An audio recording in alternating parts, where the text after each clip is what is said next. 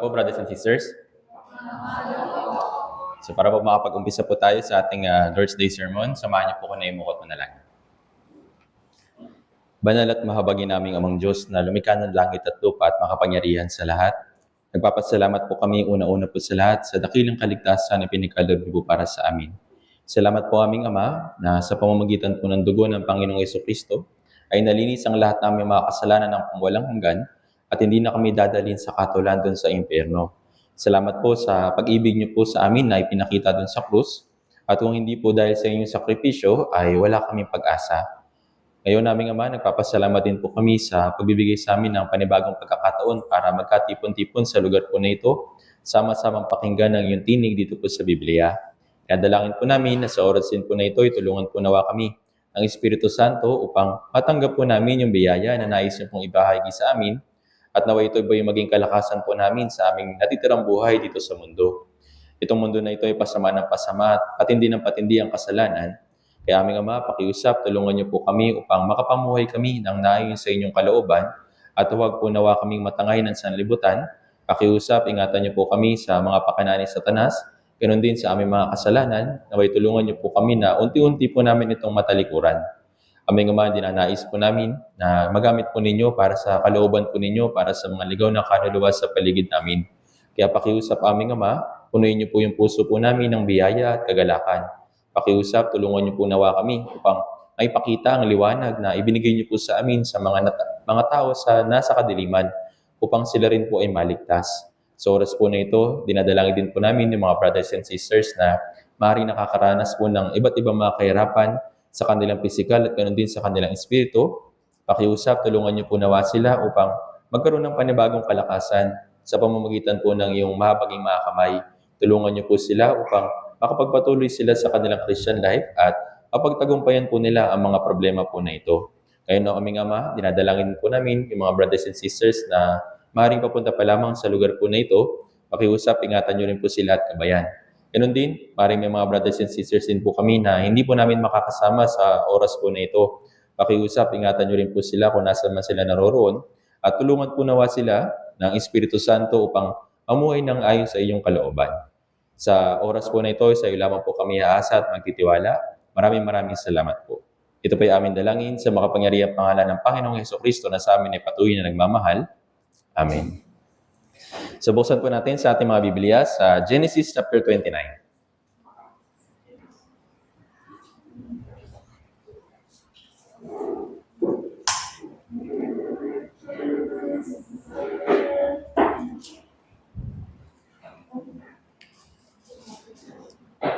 Genesis chapter 29, babasahin po natin yung mula verse 16 hanggang 20.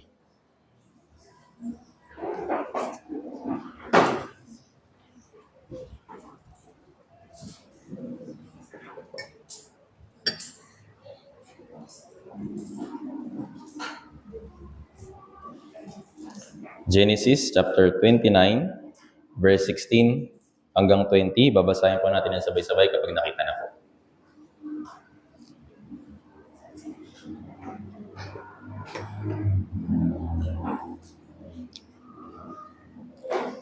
Nakita na po?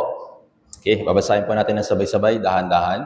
3, 2, 1. May dalawang anak na babae si Laban. Ang pangalan ng panganay ay Leah at ang bunso ay si Raquel. At ang mga mata ni Leah ay mapupungay at si Raquel ay magandang kumilos at kalihalina. Mahal ni Jacob si Raquel, kaya't kanyang sinabi, paglilingkuran kita ng 7 taon dahil kay Raquel na iyong anak na bunso. Sinabi ni Laban, mas mabuti na ibigay ko kaysa ibigay ko siya sa iba, tumira ka sa akin.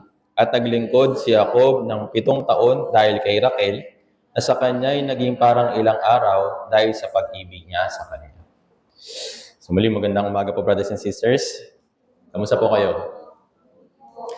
So bagamat ng mga nakaraang araw, masama yung panahon at may bagyo, pero dahil po sa biyaya ng Diyos, naniniwala po ako na sa pamamagitan ng kanyang kapangyarihan ay iningatan niya yung brothers and sisters. At bagamat nahihirapan, pero nagawa po natin malampasan yung ganitong klase mga pagsubok o ganitong klase mga problema sa ating Christian life. Bagamat mahirap yung ating sitwasyon, pero dahil nga yung Diyos ay makapangyarihan, siya yung tumutulong at gumagabay sa atin. At salamat din po sa mga nanalangin at nagsakripisyo para po sa Cell Group 1 Bible Seminar. Dahil nga, napakahalaga ng kaluluwa ng isang tao. Yes, ginagawa po natin yung Bible Seminar at kahit na mahirap yung sitwasyon. Noon, parang sa palagay ko, parang napakahirap na ipagpatuloy yung Bible Seminar kapag mahirap talaga yung sitwasyon, lalo na kapag bagyo. Pero naniniwala din ako na sa katagalan, na kahit na mahirap yung sitwasyon, kailangan natin manatili dun sa ating goal. Manatili dun sa layunin ng ating buhay na ipangaral yung Ebanghelyo sa mga ligaw na kaluluwa sa paligid natin. Kaya, bagamat mahirap yung sitwasyon, pero dahil sa biyaya ng Diyos, meron pong mga nakapakinig ng Bible Seminar at patuloy po natin silang ipanalangin para sa pagsisimula din ng kanilang buhay bilang isang Kristiyano o bilang anak ng Diyos. At kung sakali man na hindi pa nila talaga naunawaan, patuloy pa rin natin silang ipag-pray para hanggang sa dumating yung araw ng kaligtasan para sa kanila. Dahil napakahalaga ng kaluluwa ng isang tao para sa Diyos. Ayaw ng Diyos na mapahamak yung mga tao. Ayaw niya na sila mapunta sa impyerno. Kaya nga, patuloy siyang gumagawa ng paraan, gumagamit siya ng mga tao para ipangaral yung Ebanghelyo para sila'y maligtas. Kaya sana, sa huling panahon na ito, na kung saan tayo nabubuhay, magamit tayo ng Diyos para sa pagliligtas sa mas marami pang ligaw na kaluluwa. Dahil ito po yung layunin kung bakit tayo nabubuhay hanggang ngayon. Anyway, dito po sa mga talata binasa natin, pag-aralan po natin yung kalooban ng Diyos sa pamamagitan po ng kwento ng dalawang tao, si Leah at si Raquel. So si Leah at si Raquel, malaki po yung kanilang role dito po sa Biblia at maunawaan po natin kung bakit nilagay sila ng Diyos at kung bakit itinala yung mga buhay nila dito po sa Biblia. At ito rin po ay naglalarawan sa atin bilang isang Kristiyano. At kailangan natin alamin kung ano ba yung mga bagay na ginawa nila sa Christian life nila at ano rin ba yung dapat natin gawin sa ating Christian life para makapagpatuloy tayo sa ating Christian life at maging mabiyaya yung ating Christian life habang nabubuhay tayo dito sa mundong ito.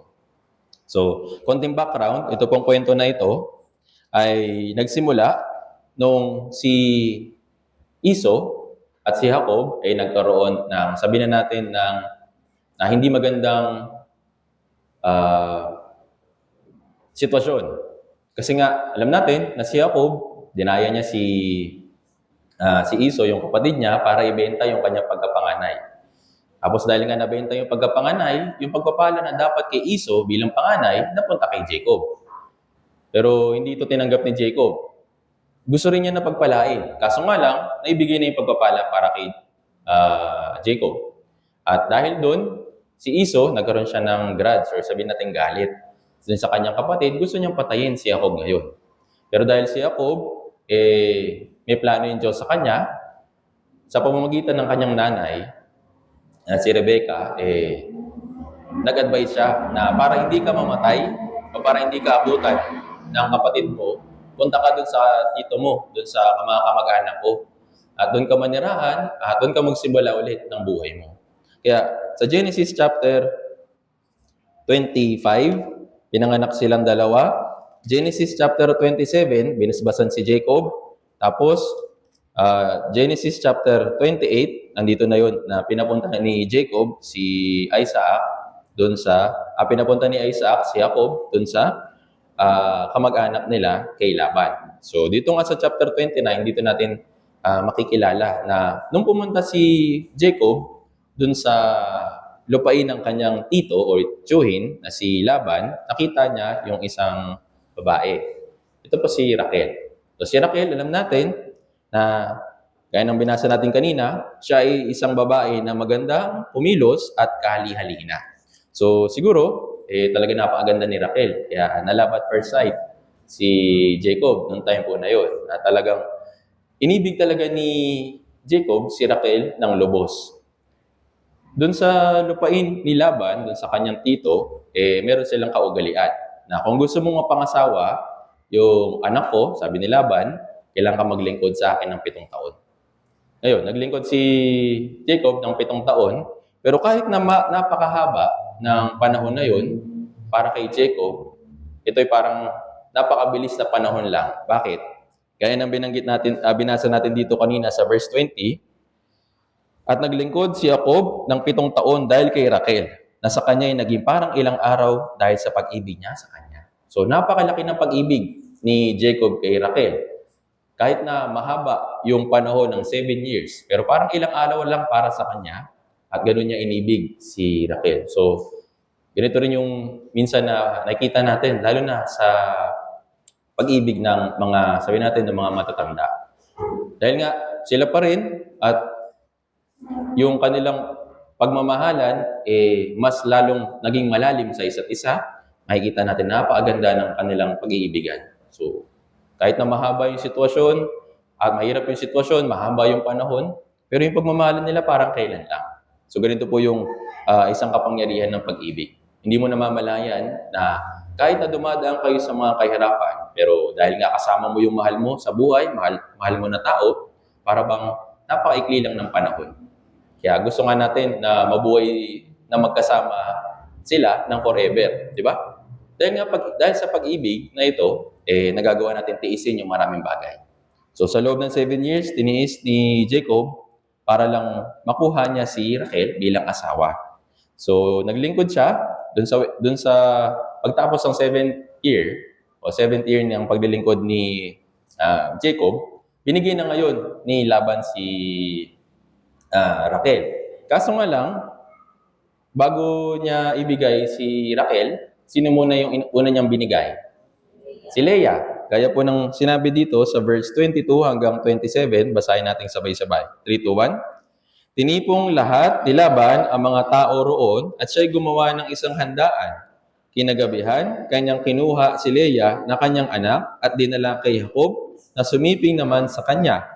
Ibinigay ni Laban kay Leah ang kanyang alilang babae na si Zilpa upang kanyang maging alila. Kinaumagahan, si Leah pala iyon. At kanyang sinabi kay Laban, ano itong ginawa mo sa akin? Hindi ba pinaglingkuran kita dahil kay Raquel? Bakit mo ako dinaya? Sinabi ni Laban, hindi ganyan ang kaugalian dito sa aming lupain, na ibinigay ang bunso bago ang panganay. Tapusin mo ang linggong ito at ibibigay rin naman sa iyo ang isa bilang kapalit ng paglilingkod na gagawin mo sa akin ng 7 taon pa. So yun nga, sa halip na makuha ni Jacob si Raquel, dun sa unang first year, unang 7 taon, hindi niya ito nakuha. Kasi nga, dun sa kaugalian ng lupain ni Laban, hindi mo na binibigay yung bunso. Kailangan ibigay mo na yung panganay. So, si Leah, siya yung sinipingan ni Jacob sa first 7 years. Tapos, naglingkod pa ulit si Jacob ng 7 taon pa para naman kay Raquel. Ngayon, imagine po ninyo, ilang taon na yung paglilingkod na ginawa ni Jacob? 14 years. Imagine po ninyo, yung iba na mga scholar, mga Bible scholar, hindi lang daw 14 years yung ginugol ni Jacob para sa paglilingkod sa bahay o sa lupain ni Laban. Umabot daw ng alos 20 years. May additional pa na 6 years pa. So, kung sakali man na ganun kahaba, yun ang pinaglingkod ni Jacob kay Laban, sobrang tagal po nun. Tama po ba? Ibig sabihin, kung siya ay 40 years old na napunta kay Laban, after ng 14 years, tapos meron pang 6 years na additional, ilang taon na siya? 60 years old na. O good na good na. Baka sa panahon natin, baka hindi na siya magustuhan ni Raquel. Pero ganun pa man, ito yung kalooban ng Diyos para kay Jacob, na magtiis at magtiyaga para sa pagmamahal. So dito rin ipinapakita sa atin kung gaano kahalaga ng pagmamahal na mayroong pagtitiis. So gaya ng sinabi sa unang Korinto chapter 13, yung pasimula ng pag-ibig ay pagtitiis. Yung katapusan din ng pag-ibig ay pagtitiis. Hindi pwedeng mawala yung pagtitiis habang ikaw ay nagmamahal. Hindi rin mawawala yung pagtitiyaga habang minamahal mo yung isang tao. Bakit? Bakit kaya binanggit ng Diyos na kailangan ka magtiis kung ikaw ay magmamahal? Kasi alam niya yung tendency ng mga tao. Hindi tayo perpekto. Maraming kamalian sa atin. Tama po ba? Yun yung natural para sa atin. Pero para mapagtagumpayan mo at ma-accept mo, matanggap mo lahat ng kamalian ng minamahal mo, kailangan mo yung pag-ibig. Naintindihan po? Imposible na magawa nating tiisin yung isang tao kung hindi natin siya mahal. Tama? Ito po yung pag-ibig na dalisay ayon sa Biblia. Yung pag-ibig na may pagtitiis, tinatyaga, yung lahat ng bagay. Ito po yung pag-ibig na ibinigay din ni Jesucristo para sa atin. Actually, hindi naman natin deserve yung pag-ibig. Tama po ba? Tayo po'y napakasama, tayo napaka-miserable makasalanan. Pero dahil nga yung Diyos ay merong napakalaking pag-ibig, tiniis niya yung ating likas sa pagkamakasalanan at ibinigay niya yung kanyang sarili para lang tayo ay maligtas. Ito yung pag-ibig ng Diyos para sa atin. At hanggang ngayon, natatapos sa ba yung pagtitiis ng Diyos para sa atin? Hindi. Ibig sabihin nito, hindi rin natatapos yung pag-ibig niya sa atin. Tama? Dahil pagkatapos nating maligtas, marami pa rin tayong kahinaan. Tama? Marami pa rin tayong mga bagay na, yes, may mga habits pa tayo na hindi maayos sa harapan ng Diyos. Pero dahil nga napakalaki ng pag-ibig ng Diyos para sa atin, yung mga kahinaan natin natatakpan ng pag-ibig. Naintindihan po. Kaya sa pamamagitan po ng pag-ibig, yes, nakapagpatuloy tayo sa ating Christian life. At balik tayo dito sa kwento nila, si Leah at saka si Raquel. So ito po yung title natin, Buhay ni Raquel at ni Leah. So dahil nga minahal ni Raquel, minahal ni Jacob si Raquel, sila yung merong tunay na pagmamahalan. Pero kay Leah, para siyang sabihin natin option, or sabihin natin parang pangalawa. Pero kahit na ganun pa man, kahit na si Leah, ganun yung kanyang sitwasyon at hindi siya kagaya ng kanyang kapatid na si Raquel na magandang kumilos at kaali-halina, pero si Leah, mabuting babae sa harapan po ng Diyos. Ngayon, ano pong description tungkol sa kanya? Hindi masyadong malinaw para sa atin. Binanggit dito sa Genesis chapter 29 verse 17. Sabi lang dito, ang mga mata ni Leah ay mapupungay. Si Raquel naman, magandang kumilos at kahali-halina. So, tinignan ko po yung meaning ng mapupungay na mga mata. Sa English, delicate. So, yung eyes, sabi, Leah's eyes were delicate, but Rachel was beautiful of form and appearance. So, ano ibig sabihin ng mga mata ni Leah na mapupungay? Sabihin, hindi siya kagandahan kumpara sa description ng kanyang kapatid na si Raquel. Yung appearance ni Leah at ni Raquel ay totally opposite. As in, talagang magkaiba. Kung si Raquel ay talagang maganda, sabihin natin, kahali-halina yung kanyang itsura, pero sa Raquel, kabaliktaran. So, sabi sa English Dictionary, yung delicate, para siyang weary eyes, yung malungkot. Parang hindi siya ganun ka-appealing para sa iba. Pero ganun pa man, kahit na magkaiba yung kanilang katangian, may plano yung Diyos para sa kanilang dalawa, kay Raquel at kay Leah. So, unahin muna natin kay Raquel. So, noong time po na yun, yung lupain nila, since wala pa namang subdivision nun, kagaya lang ng mga tent or mga tolda, yung bahay-bahay nila. So, yung bahay nila, syempre mga tolda lang, tapos maninipis lang yung, sabi natin, yung tela. Kapag si Jacob, umuwi siya kay Raquel, naririnig niya yung usapan ni Jacob tsaka ni Raquel pag naririnig ito ni Leah. So maring doon naririnig ni Leah na talaga napakamahal talaga ni Jacob si Raquel at tumating yung puso sa kanya na naiinggit siya. So dahil nga sa inggit na ito, dito siya naging desperado na magkaroon ng pagmamahal ng kanyang asawa. So dahil nga sa lipunan nila, merong ganitong klaseng custom, hindi ito naging madali para kay Leah, para i-overcome. Pero ganun pa man, yung plano ng Diyos kay Leah ay nanatili. So, siguro, kung titignan din natin, si Leah, bagamat hindi siya mahal na kung walang pagmamahal ni Jacob na kagaya ng kay Raquel, pero since asawa siya, syempre kinakausap pa rin siya. Nag-uusap pa rin siya, kinakamusta pa rin, kaya nga nagkaroon sila ng anak. So, sa time na yun, habang nag-uusap sila, habang nagkikwentuhan sila, siguro pinapakilala din ni Jacob yung Diyos kay Leah. Sa pamamagitan ng pagkikwento, sa pamamagitan ng mga experiences niya, kung paano sila tinulungan, paano siya ginabayan, hanggang sa nakarating siya sa panahon ni, doon sa lupain ni Laban. So, iningatan siya ng Diyos. Siguro ito yung kinikwento niya kay Leah, noong time po na yun. So, unti-unti nakilala ni Leah yung Diyos na pinaniniwalaan niya ako. Ayun, ano po yung pagkakilala ni Leah tungkol sa Diyos? Yung Diyos, siya yung nakakaalam ng lahat. At siya rin yung Diyos na nakakita ng lahat ng bagay. Ibig sabihin, omnipresent o omniscient. At sa pamamagitan ng pagkakilala na ito, ni Leah, nagsimula siyang humingi ng tulong sa Diyos. Nagsimula siya mag-pray na sana mahalin din ako ng asawa ko. Sana matanggap ko din yung pagmamahal na ginagawa ni Jacob dun sa kapatid ko na si Rachel. Kaya araw-araw po siyang nananalangin, araw-araw po siya na dumudulog sa Diyos para mahalin ng kanyang asawa. Kaya nga, basahin po natin sa verse 31 hanggang 32. Genesis chapter 29, verse 31 hanggang 32.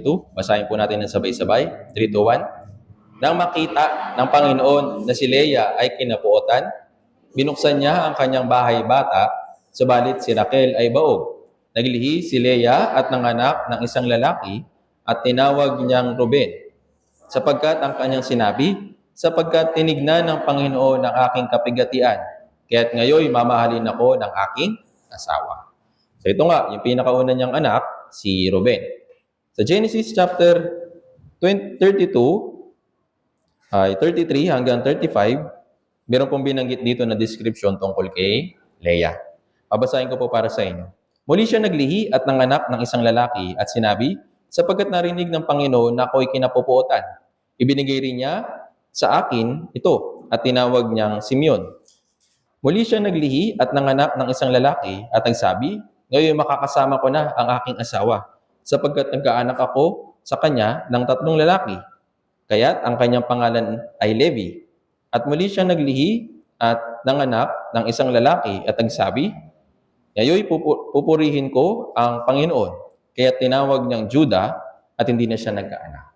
So dito po sa chapter verse 32 hanggang 34, binanggit yung unang tatlong anak nila ni Jacob. Sino po yung una? Si Ruben. Pangalawa, si Simeon. Pangatlo, si Levi. Tapos yung pangapat, si Judah na. Dito po sa chapter 34 hanggang 35, meron pong malaking gap or malaking pagitan. So sa pagkakaroon ng anak ni Leah, sa unang tatlo, dito niya nire-request na sana mahalin siya ng kanyang asawa. Doon lang siya nakafocus. Naniniwala ako na ngayon, meron na akong 3 anak, siguro mamahalin na ako ng aking asawang si Jacob. Palagi siya naglulong. Sabihin na natin, inaasam yung pagmamahal ng isang tao. Pero pagdating kay Judah, ibang usapan na. So si Ruben, ano po yung pangalan niya? Ano po yung ibig sabihin ng pangalan niya? Sapagkat tinignan ng Panginoon ang aking kapigatian, kaya't ngayon mamahalin ako ng aking asawa. So yes, nakita ng Diyos yung kanyang paghihirap or sabihin natin pagdaing. Pero, kaninong pagmamahal yung gusto niyang matanggap? Kay Jacob, sa tao. Palagi siya nakatuon sa kanyang asawa. Palagi siya nakatuon sa tao. Sa verse 33, ganoon din kay Simeon. Sabi dito, sapagkat narinig ng Panginoon na ako'y kinapuotan, ibinigay rin niya sa akin ito. Tinawag niyang Simeon. So ganoon din. Pag-ibig pa rin ng tao yung gusto niyang matanggap. Ganon din kay Levi. Dito po sa verse 34. Sabi dito, ngayon, sigurado na ako. Makakasama ko na yung asawa ko sapagkat nagkaanak na ako ng 3 lalaki sa kanya. So dito po natin maunawaan na sa umpisa, si Leah, naglulong siya sa pag-ibig. Kasi nga, si Rachel, iniibig ng lubos ni Jacob. Pero dahil nga, siya ay isang babae at nais niya na makatanggap din ng biyaya mula sa kanyang asawa, nakatuon siya sa tao at naghahanap siya ng pag-ibig ng tao. Pero sa pang-apat na anak ni Leah, ngayon, nag-iba yung puso niya. Sa halip na hanapin yung pag-ibig sa tao, naunawaan niya yung pag-ibig na galing lang sa Diyos. Ano pong sabi niya? Ngayon, pupurihin ko ang Panginoon. Kaya't tinawag niyang Judah at hindi na siya nagkaanak. So yung Diyos, napapakinggan niya yung ating daing, napapakinggan niya yung ating prayer. Pero sino yung mga tao na pinagkakalooban ng Diyos ng biyaya? Yung merong desperadong puso. Naintindihan po. Yung desperadong puso na humihingi ng tulong. Kahit na 3 na yung anak ni Leah, pero hindi pa rin siya mahal ng kanyang asawa. Pero naunawaan niya na sa haba ng panahon na ginugol niya sa pagkakaroon ng anak, naunawaan niya kung sino yung tunay na makapagbibigay lang sa kanya ng pag-ibig. Sino ito? Yung Diyos. Yung Diyos yung tumugon sa kanyang panalangin. At dito na-realize ni Leah na yung pang-4 na anak niya, pinangalanan niya na Judah, hindi na wala sa pag-ibig para sa tao, kundi pag-ibig na para sa Diyos. Kaya nga anong ginawa niya? Nagpuri siya. Inuri niya yung Diyos dahil nga naunawaan niya na hindi pala dapat sa tao ako naghahanap ng pag-ibig. Hindi pala dapat sa sitwasyon or sa kalagayan ko ako nakatingin. Dapat palagi ako nakatingin sa Diyos. Una, ito yung makukuha nating aral mula dito sa kwento po tungkol kay Leah. Si Leah, sa umpisa, mahina siya. Hindi siya minamahal. Pero, nung nakilala niya yung Diyos, nagkaroon siya ng tamang pananampalataya at dumulog siya ng buong puso sa Diyos. Nakatanggap siya ng biyaya. At mula sa buhay niya, na nakatuon lang sa sariling kapakanan, nagkaroon siya ng buhay na nakatuon na yung sa Diyos. Meron siyang before at meron siyang after. Naintindihan ko? Noon, naghahanap siya ng kalinga ng tao, naghahanap siya ng pag-ibig ng tao, naghahanap siya ng mga bagay para sa sanlibutan lang. Pero nung nakilala na niya ng mas lubos, yung Diyos, dahil sa desperadong puso, naunawaan niya na yung pag-ibig lang pala ay tanging sa Panginoon lang. Naintindihan po. Tayo rin ganito, di ba? Noon, bago tayo ma-save, ganito yung buhay natin. Palagi nating hinahanap yung mga bagay na mahalaga dito lang sa lupa. Palagi lang natin hinahanap yung pagmamahal ng tao, pagmamahal ng pera, pagmamahal ng sitwasyon. Yun lang tayo nakatuon. Pero binigyan tayo ng Diyos ng tulong sa pamamagitan ng Holy Spirit at ipinapakinig sa atin kung ano yung kalagayan natin bilang isang tao. Kaya napakinggan natin yung Bible seminar. At doon natin nalaman na tayo pala ay miserableng makasalanan. Yung kaligtasan na hinahanap natin sa mundo, yung kasiyahan na hinahanap natin sa mundo, sa tao, anumang sitwasyon, ngayon natagpuan na natin tanging sa Diyos lang pala. Naintindihan po. Habang nagpapatuloy tayo sa Christian life natin, yes, noong una, mababaw lang yung pagkakilala natin sa Diyos. Siguro, alam lang natin na yung Diyos ay nagligtas sa atin. Pero nagpapatuloy tayo sa pag-aaral, nagpapatuloy tayo sa pagkilala sa Diyos para magkaroon tayo ng mas malalim na pagkakilala sa Diyos at magkaroon tayo ng mas malalim na pag-ibig sa Kanya. Kung hindi ito mangyayari, hindi tayo makakarating sa tamang puso. Ano yung puso na yun? Yung pagsisisi. Kung hindi natin makikilala yung sarili natin doon sa sitwasyon na tayo mahina, maraming kulang, at wala talaga tayong pag-asa na iligtas yung ating sarili, hindi tayo magkakaroon ng puso na nagsisisi. Kagaya ng maniningil ng buwis, di ba? Nakilala niya yung kanyang sarili. Kaya ano yung naging prayer niya? Diyos, mahabaga sa akin na isang makasalanan. Yung puso na yun, ito yung hinahanap ng Diyos sa mga tao. Ngayon, paano magkakaroon yung tao ng ganong klaseng puso? Paano? Kailangan rin ng tulong ng Diyos. Kailangan niya mapakinggan, makilala niya yung kanyang sarili. Kaya nga, sabi sa Roma chapter 2, verse 4, o inahamak mo ang mga kayamanan ng kanyang kabutihan, pagtitiis at pagtisaga na hindi mo nababatid na ang kabutihan ng Diyos ang umaakay sa iyo sa pagsisisi. Yung pag-ibig ng Diyos, yung nagbibigay sa atin ng urge, or sabihin na natin ng chance, para tayo makarating sa pagsisisi. Siya yung nag-aakay sa atin. Ganun kalaki yung pag-ibig ng Diyos para sa atin. Hindi lang niya tayo inibig nung namatay siya dun sa krus.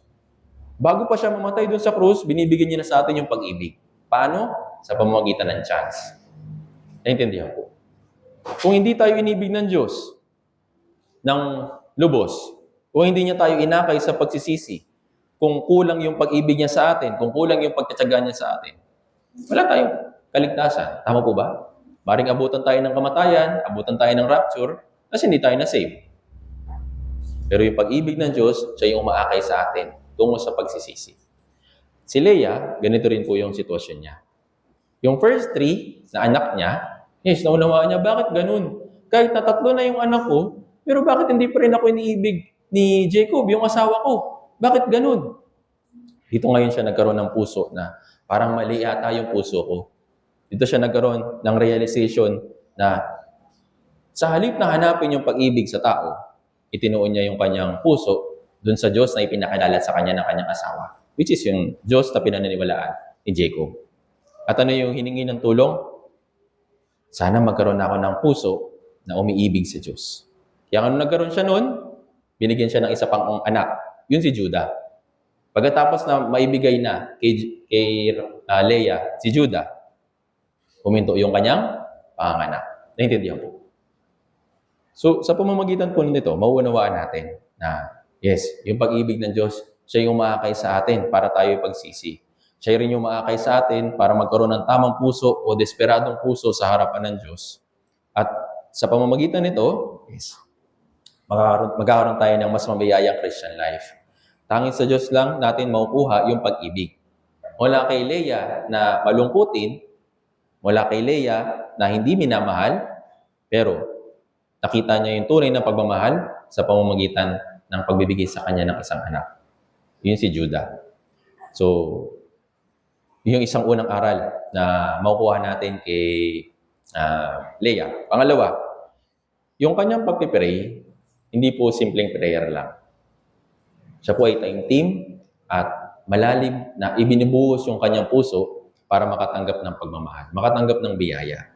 Kaya nga sabi sa atin, bilang isang Kristiyano, yung panalangin natin dapat walang patid. At yung panalangin natin na walang patid, dapat merong kalakip na pagtitiis at pagtitiyaga. Tama po ba? Tignan po natin ito. Romans chapter 12, verse 12.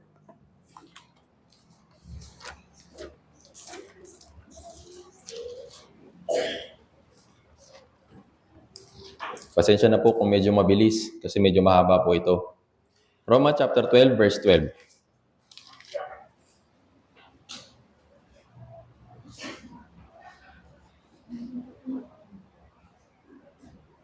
Basahin po natin ng sabay-sabay. Romans chapter 12, verse 12. Kung nakita na po, basahin natin sabay-sabay. 3, 2, 1. Magalak kayo sa pag-asa, maging mataisin sa kapigatian, matyaga sa pananalangin. Sabi dito, matyaga sa pananalangin. Yung panalangin po, hindi instant. Na para bang kapag nag-pray ka, ilang araw lang lilipas, bibigay na sa'yo. Nagre-require ito ng taimtim na panalangin at pagbubuhos ng buong puso. Habang tayo nananalangin ng taimtim, tinutuwid ng Diyos yung puso natin. Tinatama niya yung prayer po natin. Kasi nga, sabi rin sa Biblia, hindi natin alam kung paano tayo mananalangin. Kaya habang tayo nagpe-pray, habang tumatagal yung prayer natin, mas na-refine yung prayer po natin sa harapan ng Diyos. Noon, ang prayer lang natin sa mga kamag-anak natin, halimbawa, sa mga family members natin na gusto maligtas. Ang prayer lang natin, Diyos, sana maligtas si Papa, sana maligtas si Mama, sana maligtas si Kuya, sana maligtas si Ate. Yun lang.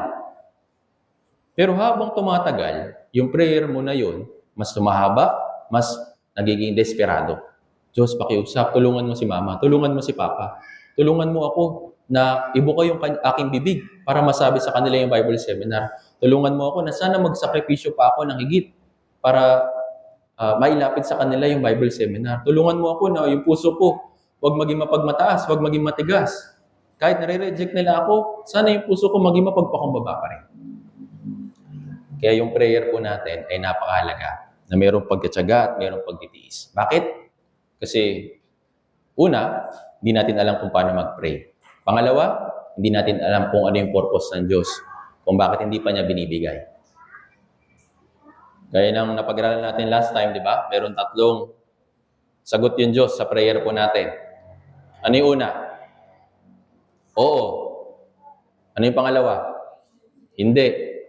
Pangatlo? Wait. Hindi pwedeng oo lagi. Naintindihan po? Kung ibibigay niya lahat ng gusto natin, magiging mapagmataas tayo. Yung puso natin magiging mayabang. Naintindihan po? Hindi tayo magiging mapagpakumbaba. At kung yung prayer niya ay hindi, mas lalo tayong pagpapakumbabain, mas lalo tayong magkakaroon ng desperadong puso. At yung prayer natin, hindi niya kaagad sinasagot para matuto tayo magtiis, matuto tayo magtiyaga. Naintindihan po. So, tinatama ng Diyos yung ating prayer para maging kagaya ng prayer ni Hannah. Kilala niyo po si Hannah? Sino yung anak niya? Si Samuel. Hindi po si Sam natin, ha? Ibang Samuel po yun. Si Samuel, nanggaling siya sa prayer na mayroong desperadong puso mula kay Hannah. Bakit ba naging desperado yung puso ni Hannah? Bakit? Bakit po? Tatanungin ko po ito sa December, ha? Sana masagot po ninyo. Bakit siya nagkaroon ng puso na desperado para magkaroon ng isang anak? Dahil sa kahirapan ng ano? Sino po yung isang asawa o karibal, sabihin na natin, karibal ni Hannah? Tingnan na lang po natin, unang Samuel. Hindi ko alam kung hindi nyo po alam or nakalimutan lang. Unang Samuel.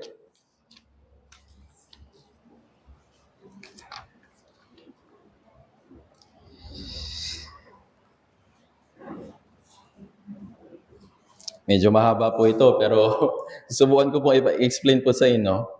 So si Hannah, binanggit po siya sa unang Samuel chapter 1. So dito po siya nakalagay.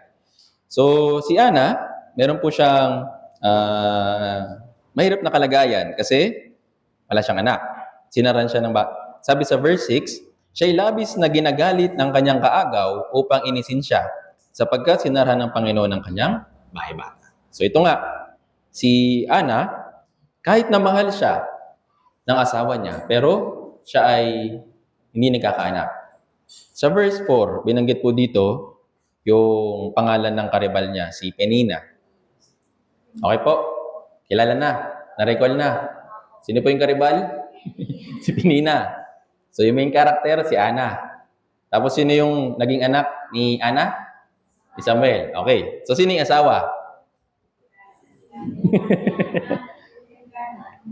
Si Elkanah po. So ito, yun nga yung kwento. So si Ana, palagi siyang, sabihin natin, tinutuya, inaasar, or sabihin natin, dinedegrade ni Penina dahil nga wala siyang anak. At dahil dun sa sitwasyon na ito, dahil sa kahirapan na ito, hindi lang po simpleng siyang hindi magkaanak. Sa lipunan, para sa mga Israelita, kung wala kang anak, parang sinumpa ka, parang ganun. Ganun yung level ng, sabi natin, kahihiyan na meron yung babae kapag wala siyang anak. Kahit na sobrang ganda niya, pero kung wala siyang anak, ayun, kahihiyan siya para sa mga Israelita. So dahil nga nahihirapan si Ana, dito siya dumulog sa Diyos. Ngayon, sa desperadong puso ni Ana, ang ibinungan nito ay si Samuel. Naintindihan? So, sa pamamagitan ng desperadong puso, na kagaya ni Ana, kagaya ni Leah, unawaan natin na yung prayer natin ay merong kalaki palagi na kahirapan. Para tayo magkaroon ng tamang panalangin at tamang way ng pagpipray, kailangan yung kahirapan. Naintindihan po? Hindi ka pwedeng basta lang ng pray, tapos hindi mo alam kung ano yung pinagpipray mo, tapos minsan nakakalimutan mo pa. Yung prayer na desperado, prayer na talagang nasa puso, ay talagang ito po yung dinudulog ng Diyos.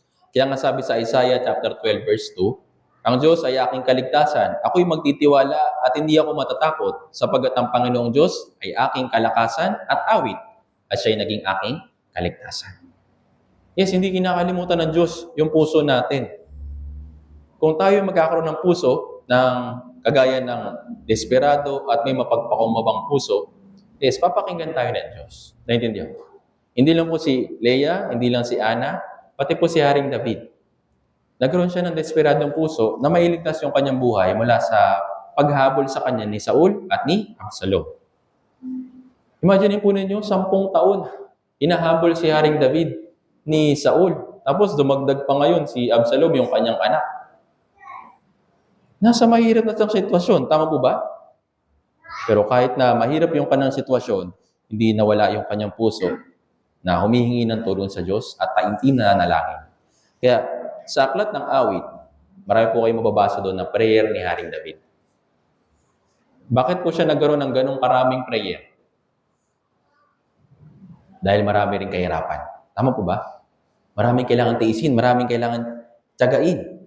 Kaya sa pamamagitan ng prayer, na-overcome niya ito. Ito po yung pangalawang aral na makukuha natin kay Leah. So, desesperadong puso na magkaroon ng tunay na pagpapala, tunay na pag-ibig, nakuha niya si Judah, yung kanyang anak na pang-apat. At sa pangatlo na lesson, sa pamamagitan din ng time team na panalangin, masigit na naging malapit si Leah sa Diyos. Nung si Leah ay patuloy na nagpe-pray, sa una, maaaring nagpe-pray siya na sana magkaanak siya. Binigay si Ruben. Pangalawa, siguro nagpe-pray pa rin siya. Sana magkaroon pa ako ng anak para mahalin na ako ng asawa ko. Ngayon, binigay naman si Simeon. Tapos sa pangatlo, sabi niya, siguro naman, iibigin na ako ng asawa ko. Ngayon, binigay si Levi. Pero hindi pa rin siya iniibig ni Jacob noong time po na yun. At sa paglipas ng panahon, mas lalo niyang itinuon yung kanyang puso sa Diyos na makapagbibigay sa kanya ng tunay na biyaya. Nabago yung puso niya, na noon, hinahanap yung pagmamahal sa tao, pero nung naunawaan niya kung ano yung tunay na pag-ibig, ipinag-pray niya ngayon ng buong puso na sana yung puso ko ay mabago sa Diyos, mabago tungo sa Diyos, at ano yung naging resulta? Pinuri niya yung Panginoon. Sabi niya, di ba? Ngayon, pupurihin ko ang Panginoon. Kaya si Leah noon, nakafocus sa pagmamahal ng tao, nakafocus lang sa pag-ibig ni Jacob. Pero, nag-focus siya ngayon, nung nagkaroon siya ng pang-apat na anak, nag-focus siya tungkol sa Diyos. Naintindihan po. Ngayon noon, iba yung puso po natin. Yes, maring puso natin, hinahanap natin yung pag-ibig sa sanlibutan lang, pag-ibig lang sa tao. Pero habang nagpapatuloy tayo sa ating buhay, yung Diyos patuloy tayong inaakay sa pagsisisi. Tapos, nung nagkaroon na tayo ng puso na nagsisisi, doon tayo naligtas.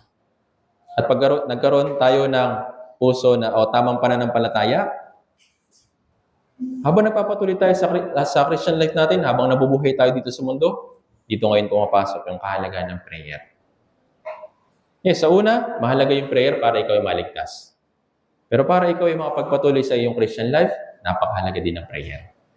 Ito po isang privilege mula sa Diyos na humingi ng tulong sa lumikha ng lahat ng bagay. Yun yung ating Ama. Yun siya yung Diyos na lumikha sa atin, nagligtas sa atin. Naintindihan po.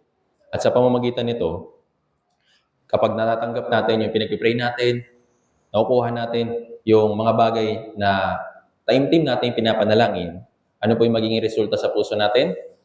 Merong papuri sa Diyos. Merong pasasalamat. Naintindihan po.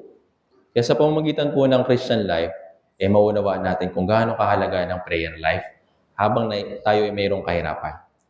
Ano ba yung pagpupuri sa harapan ng Diyos? Hindi lang niya sinasabi ito na pinupuri ko yung Diyos, mahal ko yung Diyos. Pero sa pamamagitan ng buhay natin, dito natin maipapakita yung tunay na pagpupuri. Naintindihan po. Sabi sa unang Korinto chapter 10 verse 31, ano man ang iyong ginagawa, gawin ninyong lahat para sa ikaluluwalhati ng Diyos. Hindi lang yung pag-awit, hindi lang yung pagkanta, pati na rin po mismo yung buhay natin. Yung buhay natin yung pinakamagandang papuri para sa Diyos. Kaya kung mamumuhay ka ng ayon sa kalooban ng Diyos, ito po yung pinakamagandang papuri. Pero kung sa kabaliktaran, yung bibig mo, pinupuri yung Diyos, pero yung buhay mo, salungat, sa pamumuhay bilang isang Kristiyano, yun ba yung tunay na pagpupuri?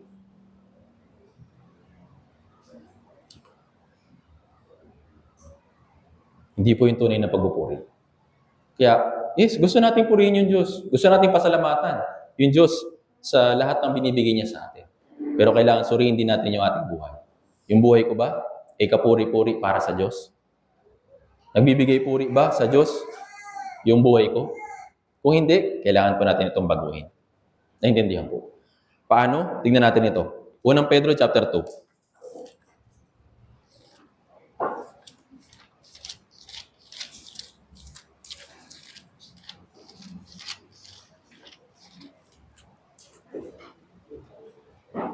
Unang Pedro chapter 2 verse 12.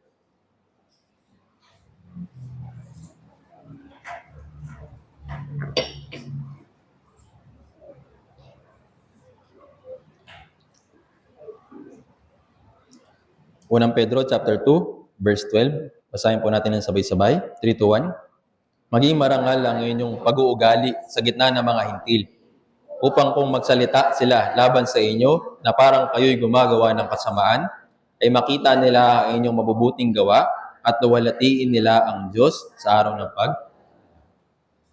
Kung sa pamamagitan ng buhay natin, naluluwalhati natin yung Diyos, kahit na mayroong umuusig sa atin, kapag sila naligtas, sigurado rin, luluwalhatiin din nila yung Diyos.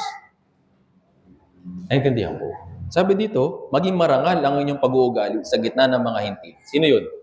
Yung mga hindi ligtas. Yung mga tao sa paligid po natin. Maging marangal yung ating pag-uugali. Ayun, kung tayo ay nakabilang sa isang community, ano kaya yung pagkakilala ng community sa atin?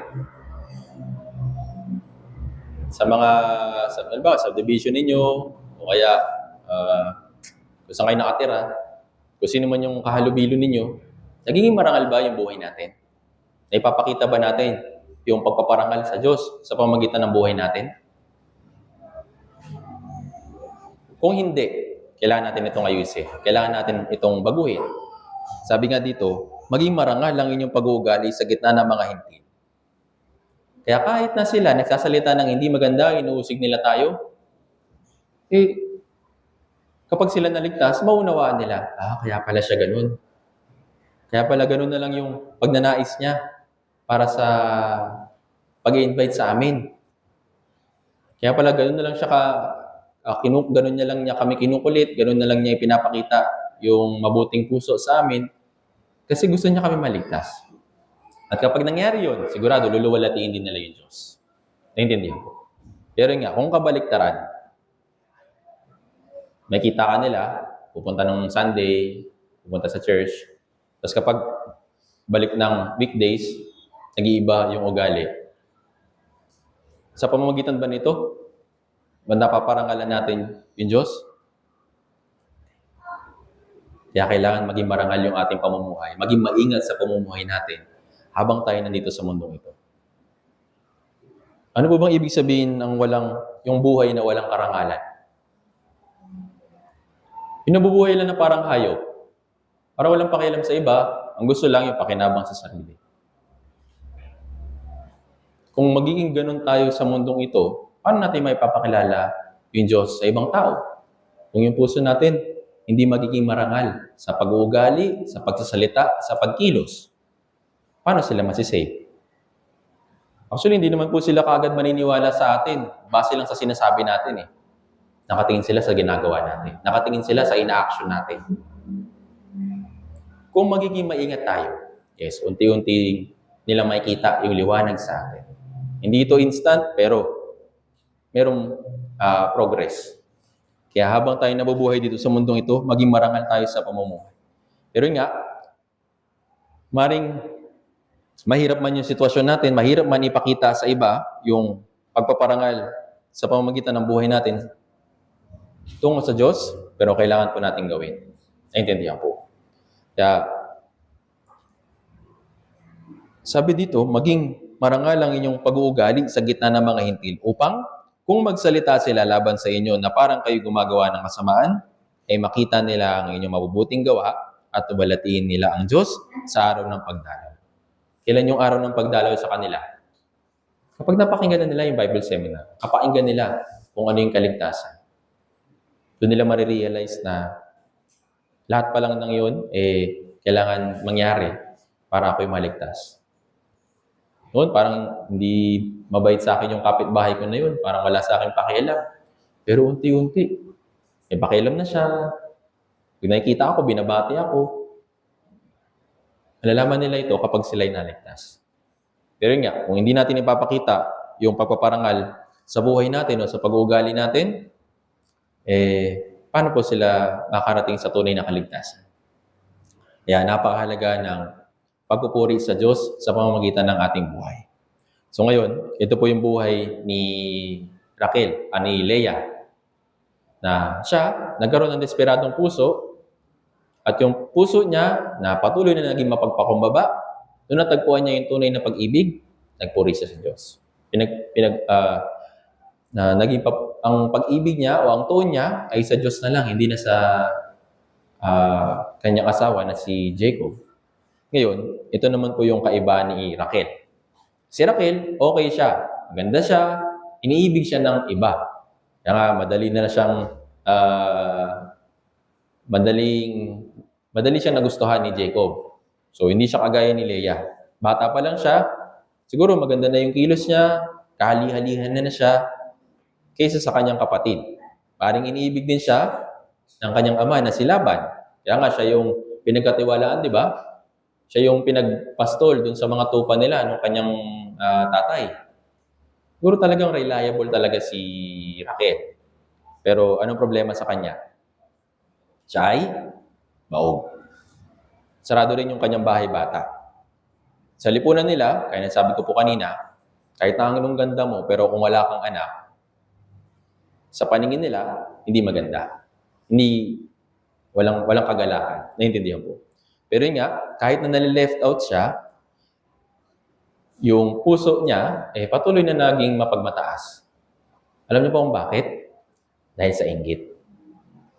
Si Leah, nagkaroon siya ng 4 na anak. Tama po ba? Ngayon, ano po yung naging puso ni Raquel nung nakita niya na may anak na yung kanyang kapatid na babae? Tingnan natin. Genesis chapter 30, verse 1.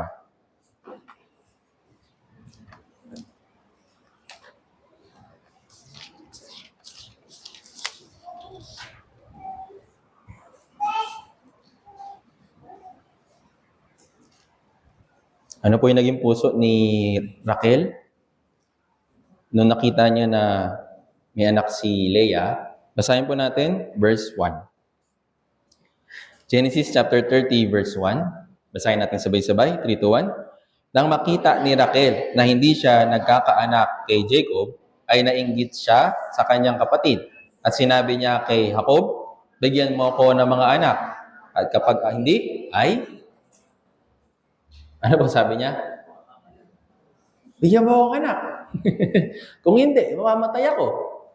Nagpagbabanta na, no? So, dahil po ito sa galit at dahil sa inggit, nagbanta siya na siya yung mamamatay kung hindi siya bibigyan ng anak.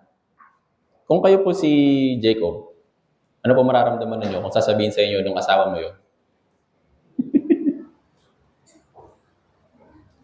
Halimbawa, tagal-tagal na natin na nagpe-pray, at tagal-tagal na natin nagsasama, pero bakit di mo ko binibigyan ng anak? Kung ikaw yung si Jacob, ano mararamdaman mo? Siguro mai-stress ka, tama po ba? Kasi kung hindi mo siya mabibigyan ng anak, mamamatay daw siya. Sobrang stress, tama po ba? Ngayon, ano po yung naging sagot ni Jacob? Basahin natin, verse 2. Basahin natin sabay-sabay, 3, 2, 1. Kaya't nag-alab ang galit ni Jacob laban kay Raquel. At sinabi niya, ako ba'y nasa kalagayan ng Diyos na nagkait sa iyo ng bunga ng bahay bata? Ano sabi niya? Sa akin ka humingi? Diyos ba ako? Bakit sa akin nagre-request? Nabuksan yung bahay bata. Hindi naman ako Diyos. Ito yung sinabi ni Jacob. Yung sagot ni Jacob, tama o mali?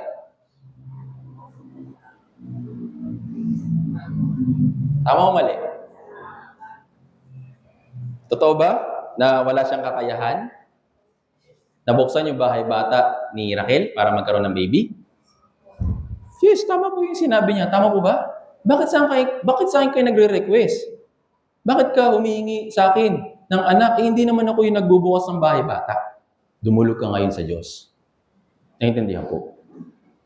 Ito yung pagkakaiba ni Raquel at ni Leah.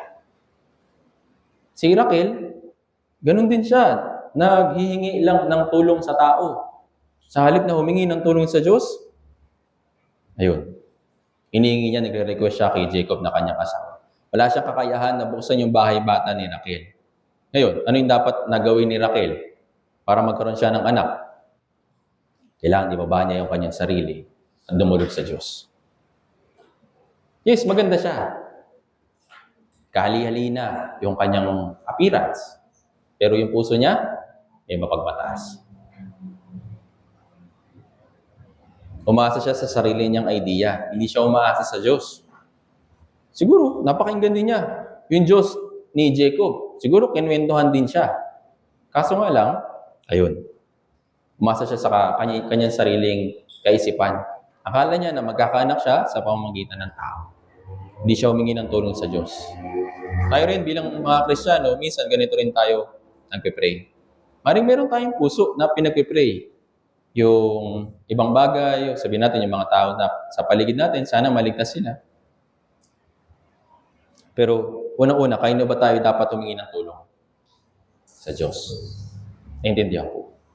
Kung hindi natin ibababa yung ating sarili sa Diyos, kung hindi tayo luluhod at ipagpapakumbaba yung ating sarili sa Diyos, hindi natin makukuha yung ating pinagpipray. Naintindihan po. Kaya si Leah, una niya kaagad itong naunawaan.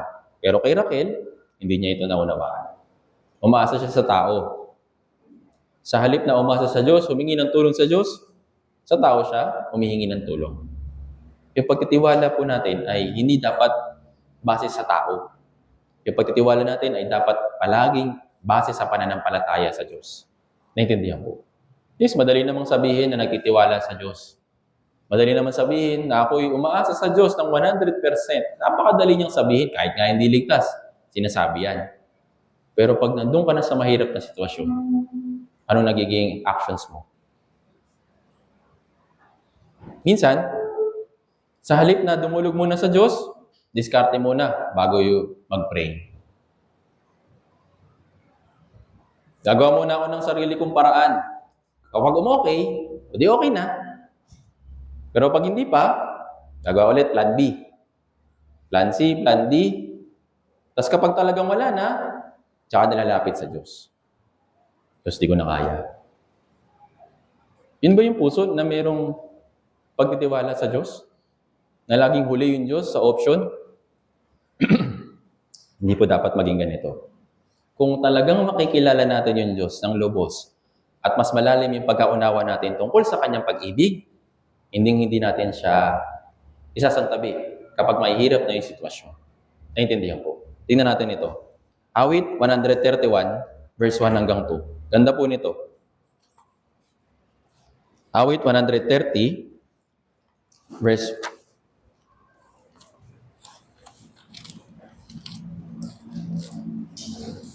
1 hanggang 2.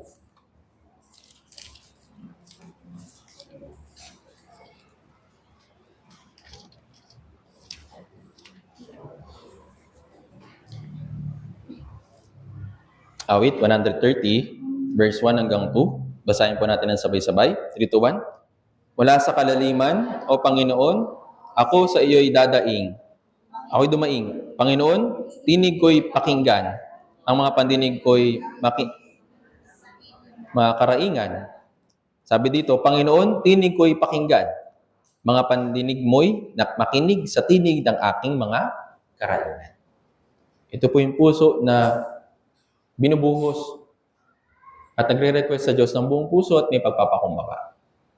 Sabi nung mga awit, sabi niya, Panginoon, sana makarating yung panalangin ko sa iyo. Sana tulungan mo ako.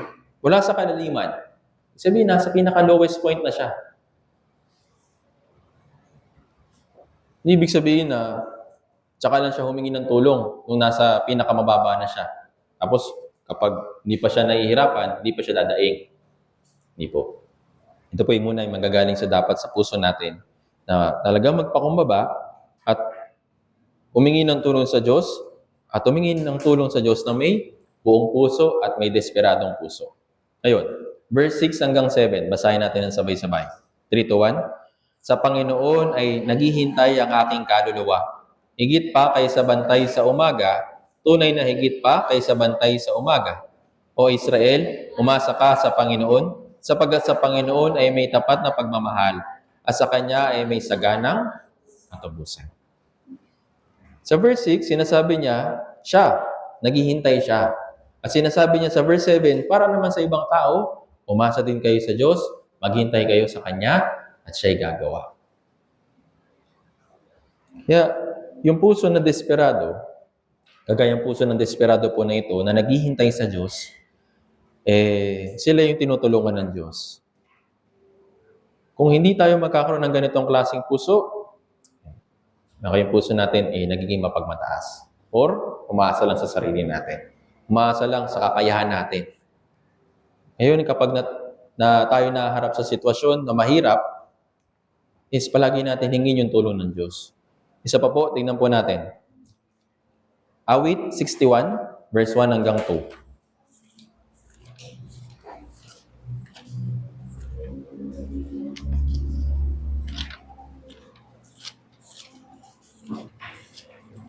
Awit 61, verse 1 hanggang 2.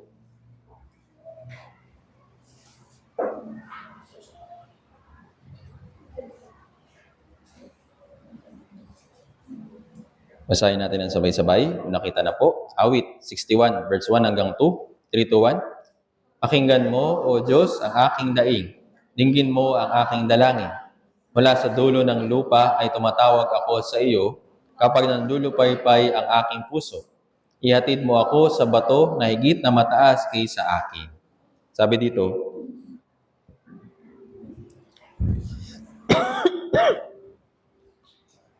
yung prayer ni Haring David, sabi dito, dinggin mo yung aking dalangin. Ako'y nasa babang sitwasyon. Pakiusap, itaas mo ako. Dahil ikaw yung aking kanlungan. Ito po yung puso ni Haring David. Ito rin po yung puso na dapat tayo magkaroon.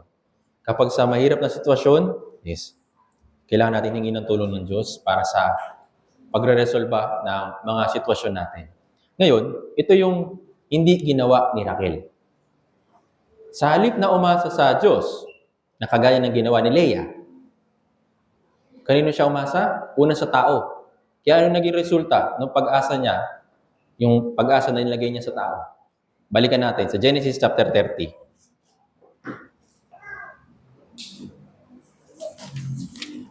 Dahil siya umasa sa tao, umasa sa sarili ng paraan, ito po yung ginawa niya. Basahin natin yung verse 30. Chapter 30, verse 4. Verse 3 hanggang 4. Basahin natin sabay-sabay. 3 to 1. Sinabi niya, narito ang aking alilang si Bilha. Sumiping ka sa kanya upang siya'y magkaanak para sa akin. At nang magkaroon din naman ako ng anak sa pamamagitan niya. Kaya't ibinigay niya ang kanyang alilang si Bilha bilang asawa at sinipingan siya ni ako. So ito yung ginawa niya. Sa halip na umasa sa Diyos, dumilog sa Diyos, sariling diskarte yung ginawa. Kaya ano yung ginawa niya? Kumuha siya ng isang alilang babae. Ano pong pangalan niya? Si Bilha.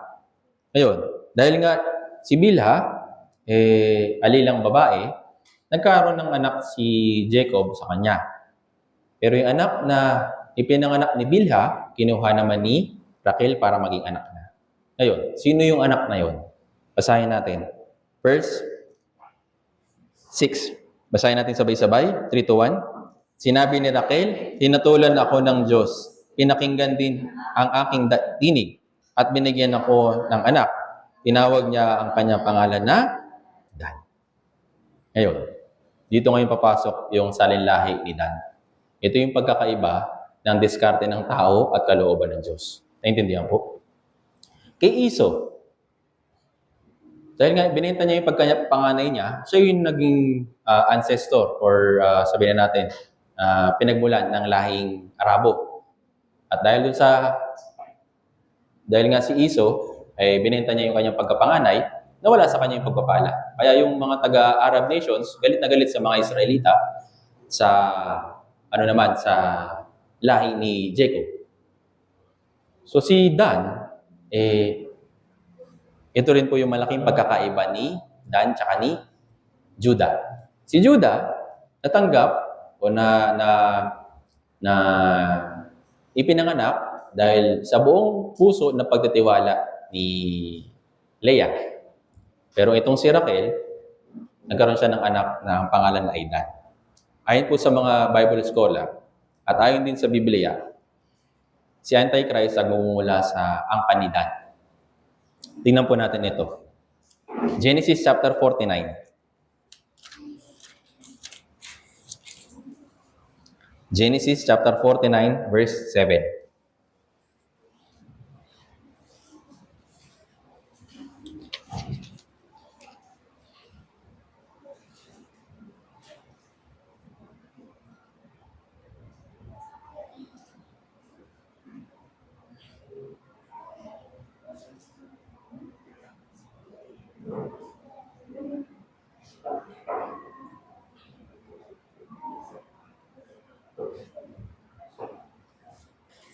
17. Genesis chapter 49, verse 17. So ito po yung description tungkol kay Dan. Basahin natin sabay-sabay.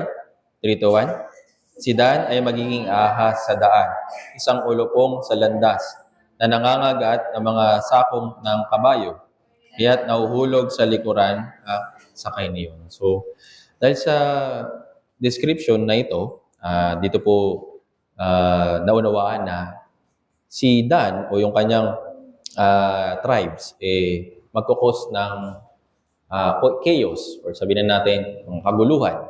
Kasi nga, siya ay magiging ahas sa daan. At kung sino yung dadaan, gagawa niya ng kasamaan. So, ganun din yung gagawin ni Antichrist kapag namuno na siya. Kaya nga, sa Genesis chapter 49, verse 17, ito po yung description.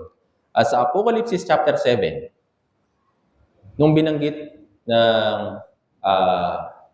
nung nagkaroon na ng pangitain si John Mark para sa mga Israelita na maliligtas, nagbanggit siya ng mga tribes. At yung tribes na yun, tigit 12,000. Tama po ba? Yung total, 144,000. Pero hindi binanggit si Dan. Tingnan po natin. Genesis chapter 7. Apocalypse chapter 7.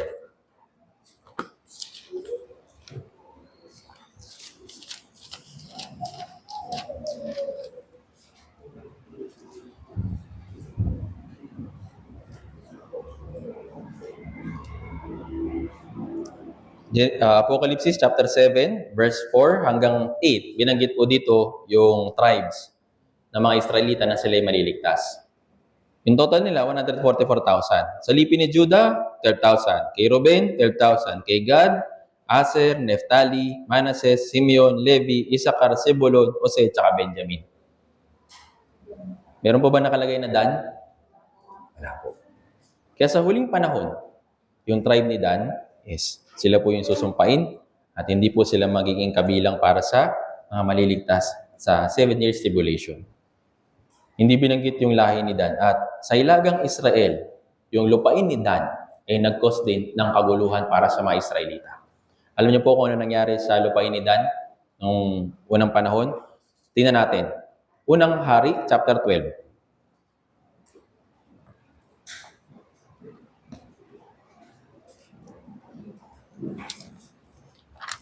Unang Hari, chapter 12.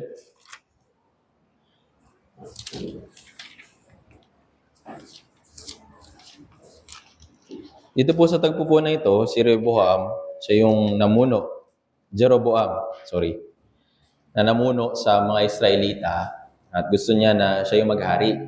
At kaso nga lang, meron siyang ginawang malaking kasalanan para sa mga Israelita. Unang Hari, chapter 12, verse 25 hanggang 28. Basahin po natin ng sabay-sabay kung nakita na po. Unang Hari, chapter 12, verse 25 hanggang 28. Kung nakita na po, basahin natin sabay-sabay. 3, 2, 1. Itinayo ni Jeroboam ang Shechem sa lupaing maborol ng Ephraim at tinirahan doon. At siya umalis roon at itinayo ang Penuel. At sinabi ni Jeroboam sa kanyang sarili, ngayon may babalik ang kaharian ng sambayan ni David.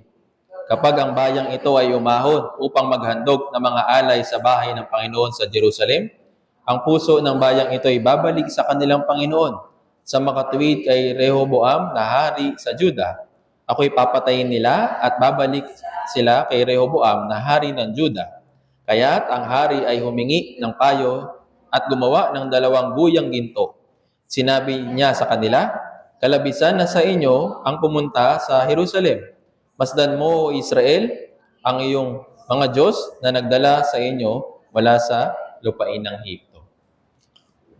So, itong si Jeroboam, ayaw niya na manumbalik yung mga Israelita kay Rehoboam. Kaya anong ginawa niya? Nagtayo siya ng 2 Diyos-Diyosan. Sabi dito sa verse 28, di ba? 2 guyang ginto. Sabihin, ito yung Diyos na nagligtas sa inyo sa Egypt. Hindi nyo na kailangan pumunta sa Jerusalem. Huwag kayo pumunta doon, malayo yun. Ayaw niyang manumbalik yung mga Israelita sa tamang daan. At ito'y napakalaking kasalanan sa harapan ng Diyos. At alam niyo po kung saan niya nilagay yung 2 guyang ginto na yon? Basahin natin yung verse 29. 3, 2, 1. Inilagay niya ang isa sa Bethel at ang isa Sa Dan tribe. Doon niya tinayo yung guyang ginto para sambahin. Sumamba yung mga Israelita doon sa ginto na yun, sa halip na sa Diyos. Ito po yung napakalaking kasalanan sa harapan ng Diyos. Kaya yung tribe ng Dan, sa madaling salita, parang sinumpa or hindi naging mabuti, hindi naging pagpapala para kay Raquel, yung anak niya na ito. Kasi nga, una, hindi siya umasa sa Diyos. Gumawa siya ng sariling paraan, gumawa siya ng sariling diskarte, kaya nga, hindi naging mabunga yung kanyang prayer. Kaya, sa prayer po natin, yan rin po natin maunawaan. Yes, nananalangin tayo sa Diyos, humingi tayo ng tulong. Pero kailangan din po natin na sa buhay natin na ipapakita natin na yung buhay natin ay talaga nagtitiwala sa Diyos. Mamaya, nagpipray nga tayo. Pero ang tagal, gagawa ka ng sariling mo diskarte. Hindi po maganda, hindi po mabuti yun. At dahil doon, isa rin po ito sa magiging dahilan kung bakit nagiging mas mahirap yung Christian life natin. Ngayon, yung lahi ng Dan, kaya po sila naging ganito ay dahil yung kanilang pasimula o yung kanilang beginning ay mali na. Si Dan ay mula sa sariling kalooban, sa sariling paraan ng tao. Kaya siya ipinanganak. Kaya kung gusto nating papalain sa ating Christian life, kahit na mahirap yung sitwasyon, palagi natin ilagay yung ating pag-asa sa Diyos na mayroong desperadong puso at may pagpapakumbaba. Palagi nating hingin yung tulong niya. Huwag tayo umasa sa ating sarili. Huwag sa resources natin o kahit na sa ibang tao. Ito yung pagkakaiba nila ni Leah. Si Leah, yes, bagamat hindi siya kagandahan, pero yung puso niya nakaring sa tamang puso. Sa tamang puso na nagsisisi at may pagpapakumbaba. Kaya nga, dahil doon, nagkaroon siya ng anak na Judah. Ngayon, sa tribe ng Judah, ano po yung blessing mula sa kanila? Sino po yung ipinanganak sa tribe ni Judah? Una si David, kalaunan, tignan niyo po sa Mateo chapter 1, dun si Jesus Christ. Naintindihan po. So si Leah, bagamat mababa, bagamat hamak, una matigas yung puso, pero dahil sa pagkakilala sa Diyos, nabago yung puso niya at naging mapagpakumbaba. At nung tatanggap niya yung blessing, natanggap niya yung pagpapala ng isang anak, pinuri niya yung Diyos. Naintindihan po? Ngayon, sa kabaligtaran naman, kay Raquel, dahil sa inggit, dahil sa galit, humingi siya ng tulong sa tao. Bigyan mo ko ng anak. Kung hindi, mamamatay ako. Sabi niya kay Jacob.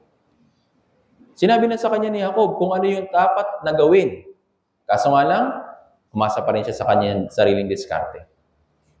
Sinabi na ni Jacob, ba't ka sa akin nagpipray? Bakit ka sa akin humihingi ng tulong?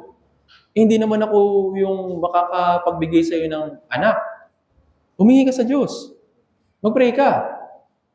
Pero sa halip na mag-pray, ayun, dumiskarte siya sa kanyang sarili.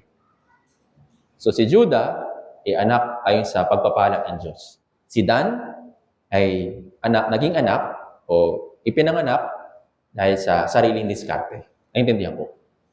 Dahil doon po nagsimula na magkatotoo yung propesiya ng Diyos tungkol sa Antichrist. At sa pamamagitan din ni Judah, na isa katuparan yung propesiya tungkol na kay Kristo na ipapanganak sa pamamagitan ni Jose, sa pamamagitan ni Joseph. Naintindihan po. So, sa pamamagitan po nito, maunawaan natin na kung gaano kahalaga yung prayer para sa atin na mayroong puso na may pagpapakumbaba. Ngayon, si Leah, nagkaroon pa siya ng iba pang anak. At habang siya nagkaroon ng anak, mas pinupuri niya yung Diyos. Si Raquel, nagkaroon din siya ng iba pang anak. Pero habang nasa kalagitnaan din siya ng buhay niya bilang isang babae, naunawaan niya na mali pala yung ginawa niya. Kaya nga, ano yung naging, sabihin na natin, redemption tungkol sa kanya? Una, nagkaroon siya ng anak sa sariling diskarte. Pero kalaunan, nabago din yung puso niya. Ngayon, ano yung pagpapala na nangyari kay Raquel at naibalik yung kanyang, sabihin natin, dangal para sa magiging babae? Kilala po ninyo kung sino ipinanganak sa pamamagitan niya? Si Jose. Si Jose, hindi po siya ipinanganak lang ng basta-basta. Tingnan po natin. Genesis chapter 30. Balikan po natin.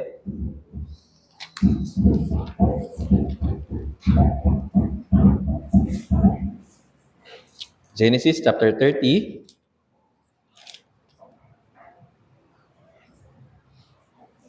Verse 22 hanggang 24. Genesis chapter 30, verse 22 hanggang 24. Nakita na po. Basahin natin ang sabay-sabay. 3, 2, 1. Inalala ng Diyos si Raquel at pinakinggan siya at binuksan ang kanyang bahay bata. Siya'y naglihi at nanganak ng lalaki at kanyang sinabi, inalis ng Diyos sa akin ang aking pagiging kahiya-hiya. At kanyang tinawag ang pangalan niya na Jose. Sinasabi, naway dagdagan pa ako ng Panginoon ng isa. So ngayon, nabago yung puso ni Raquel. So umpisa, puro diskarte sa sarili yung ginagawa niya. Kaya siya nagkakaroon ng, sabihin natin, anak-anakan. Pero dahil sa pagdulog niya, nakita niya kung ano yung secret ni Leah, kung paano siya nagkaroon ng anak. Humingi siya ng tulong. Mayroong puso na may pakumbaba, kaya siya nakatanggap ng anak ng pagpapala. Yun naman si Jose. Si Jose, ano po yung description sa kanya? Siya yung tutulong sa mga Israelita dun sa mahirap na sitwasyon kahit na nasa Egypt sila. Naging prime minister siya. Tama po ba? Kaya sa pamamagitan po nito, maunawaan natin na sa pamamagitan ng puso na may pagpapakumbaba, kaya nito magbigay sa iyo ng dakilang mga bagay. Naintindihan po?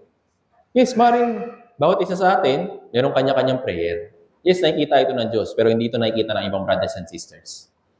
Hindi ko alam kung sino yung mga brothers and sisters na mayroong napakalaking puso para sa panalangin, napakalaking puso para sa pagpapakumbaba, may desperadong puso para sa kaligtasan ng iba pang mga tao dito po sa paligid. Hindi ko nakikita yun. Pero yung Diyos, nakikita niya yun.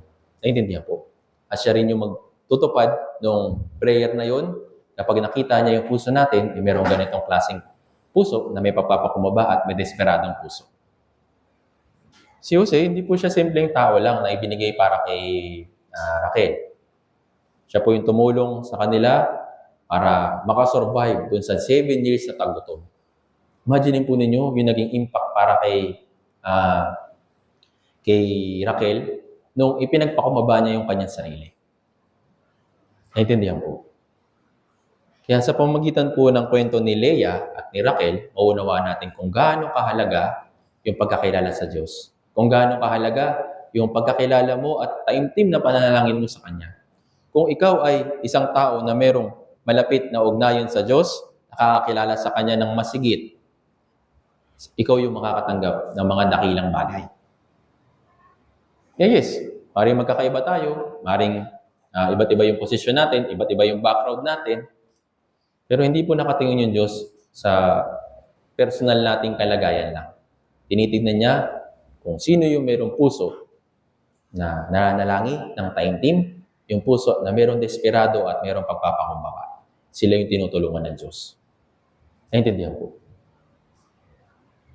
Kaya si Leah at si Raquel kumakatawan sa dalawang Kristiyano.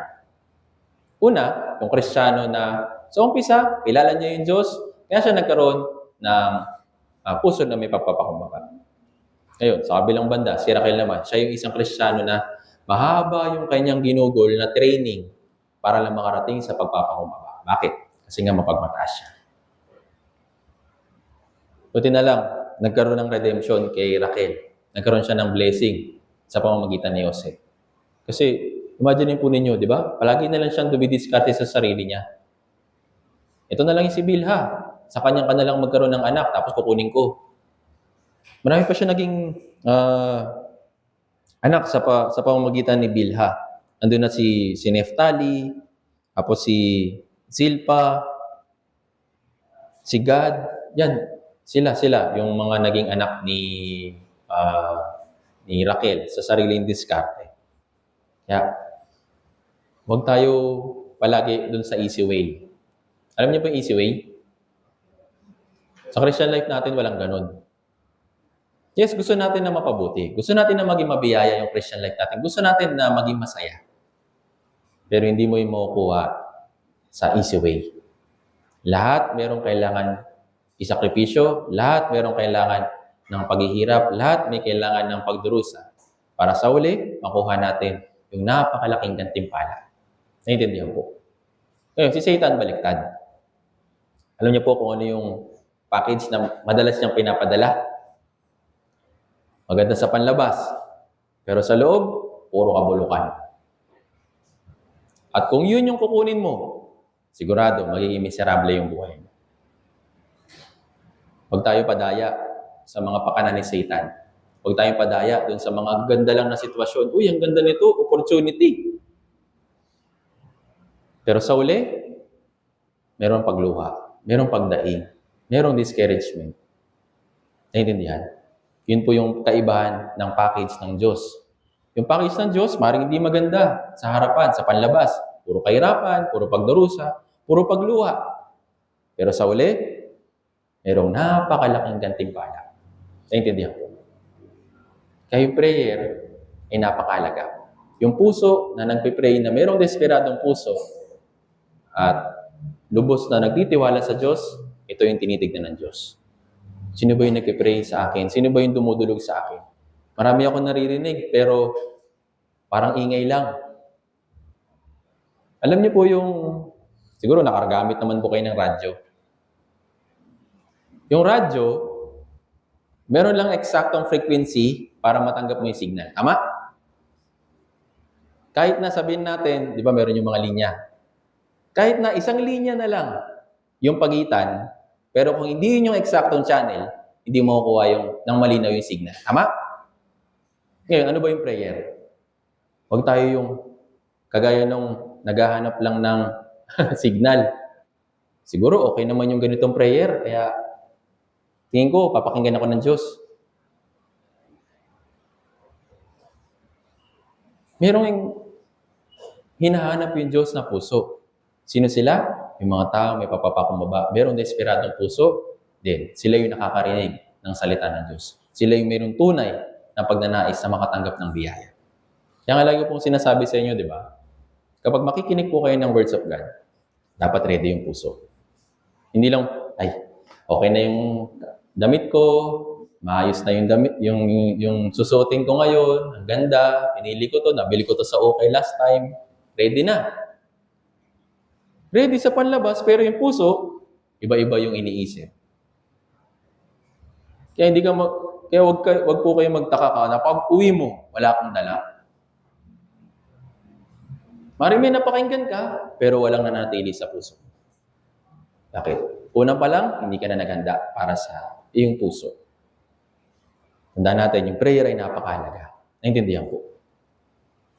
Kahit sa pagbabasa, maging basa na ng basa, tapos ko na, okay, nalagyan ko na ng tantos. Yung, tawag nun, yung reading guide. Yes, matapos mo nga. Pero ang tanong, meron ka ba nakuhang biyaya? Kaya kailangan po lagi mag-pray. Naintindihan? Yes, minsan di naman talaga natin naiintindihan lahat. Pero kung yung puso mo merong pagnanais na makatanggap ng biyaya, kahit man lang isa, meron kang makukuha. Kaya yung puso, dapat palaging ready sa pakikinig ng words of God. Hindi lang ito basta simpleng gathering. Hindi ito basta simpleng pakikinig. Pinapakinggan natin yung salita ng Diyos, pinapakinggan natin yung pagkain para sa ating espiritu. Naintindihan? Kung tayo nga nagre-request ng pagkain sa mga magulang natin, Mama, pwede ba adobo ngayon? Sana adobo yung ulam namin para marami akong makain. What more pa kaya para sa pagkain para sa iyong espiritu? Kung meron ka ding pagnanais na ganito, yes, ikaw yung tutulungan ng Diyos. Naintindihan ko. Hinahanap ng Diyos yung mga ganitong klaseng puso. At kapag nagkaroon tayo ng puso na kagaya nito, lubos na nagtiwala sa Diyos, sigurado merong himala. Naintindihan po. Kaya, sino po yung pinakamagandang example ng prayer life? Si Jesus Christ. Bago siya gumawa ng, sabihin natin, ng mahalagang bagay, bago niya gawin yung ministry niya, palagi siya nagpe-pray. Hindi po yun nakasulat para lang sabihin na kailangan niya ng tulong sa Diyos. Siya yung mismong Diyos, naintindihan? Kaya niyang gawin lahat. Pero bakit yun sinusulat? Bakit yun nilagay? Para makuha natin yung example, yung good example. Na kung gagawa ka ng anumang bagay, magaan man yan o mabigat, laging isama sa panalangin. Naintindihan po. Ito po yung puso na nakikip na mayroong pagpapakumbaba. Pero kung larga ka lang ng larga, gawa ka na ng gawa, tapos sa uli, magtataka ka, bakit fail? I-check mo yung puso mo. Baka mamaya kasi hindi ako nang humingi ng tulong sa Diyos. Baka mamaya dumiskarte lang ako sa sarili ko, kaya ganito yung nangyari. Kaya palagi natin, ihanda yung puso natin para makatanggap ng biyaya ng Diyos, para tayo ipagpalain sa ating Christian life. Si Leah at si Raquel, sila ay magandang halimbawa para sa atin ng desperadong puso.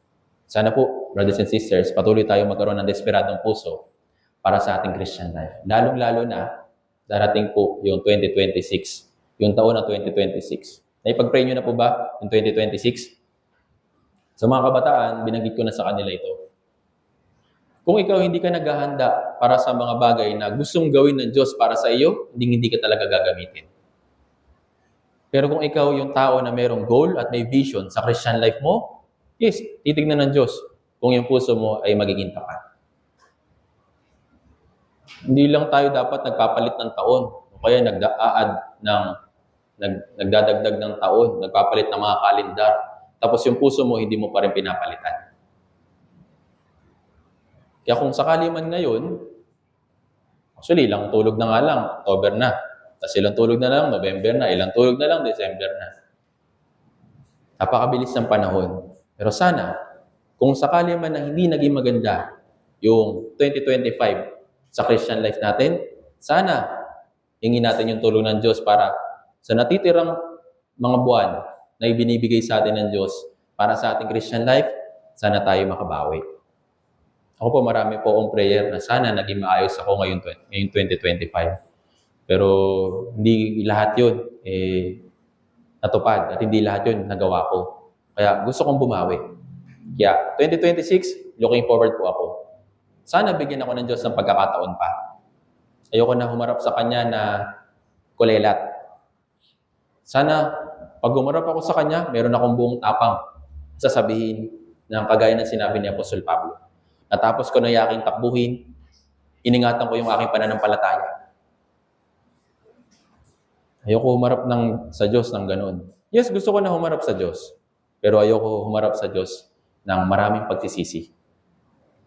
Kaya, yung prayer ay napakahalaga para magkaroon ng vision para sa iyong Christian life. Kaya, yung mga resolution na hindi mo nagawa ngayong taon, kalimutan mo na yon, gawa ka bago. Para sa mga natitirang buwan or taon na ibibigay sa iyo ng Diyos, magkaroon ka ng renewed mind. Naintindihan po. Pero ang kasabihan, New Year is new heart. Hindi pwedeng bagong taon, tapos kung ano pa rin yung kinagawian mo ng 2025, ganun pa rin. Nahulog ka pa rin sa kasalanan na ganito, hindi mo pa rin inaayos. Chance ito para sa atin. Naintindihan po. Kung hindi tayo naging tapat ngayong 2025, sana sa mga natitirang buwan, i-train natin yung sarili natin na maging tapat. Nais ng Diyos na hanapin yung mga ganitong klaseng tao at sa pamamagitan nila, gagawa yung Diyos sa mga dakilang bagay. Kagaya ng kay Leah at kagaya ng kay Raquel.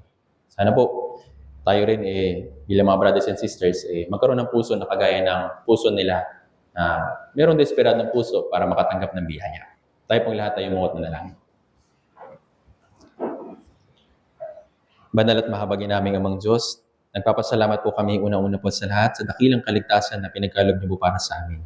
Salamat po aming Ama sa pagpapahintulot niyo po sa amin upang mapag-aralan po ang aral po sa tungkol sa buhay ni Leah at ni Raquel. Marami pa po kami mga bagay na hindi alam at hindi ubos na nauunawaan sa iyong salita dito po sa Biblia. Pero pakiusap, tulungan niyo po kami at gabayan at palagi niyo po nawa na akayin yung puso namin sa tamang puso. Tulungan niyo po kami upang sa mga natitira po namin buhay dito sa mundo bilang inyong anak, naway kami ay matagpo ang tapat sa ikalawa ninyong pagdating. Tulungan niyo po nawa kami upang magawa po namin yung dalawang bagay na iniutos niyo po sa amin. Ito po yung pangaral ng Ebanghelyo at paggabay sa mga naligtas sa brothers and sisters. Tulungan niyo po kami dahil alam po namin na napakahina po namin at maraming kaming kulang sa aming Christian life at sa aming personal na buhay. Tulungan niyo po kami at sa iyo lamang po namin ito ipinagkakatiwala. Ito po yung aming dalangin sa makapangyarihang pangalan ng Panginoong Jesucristo. Amen. Salamat po.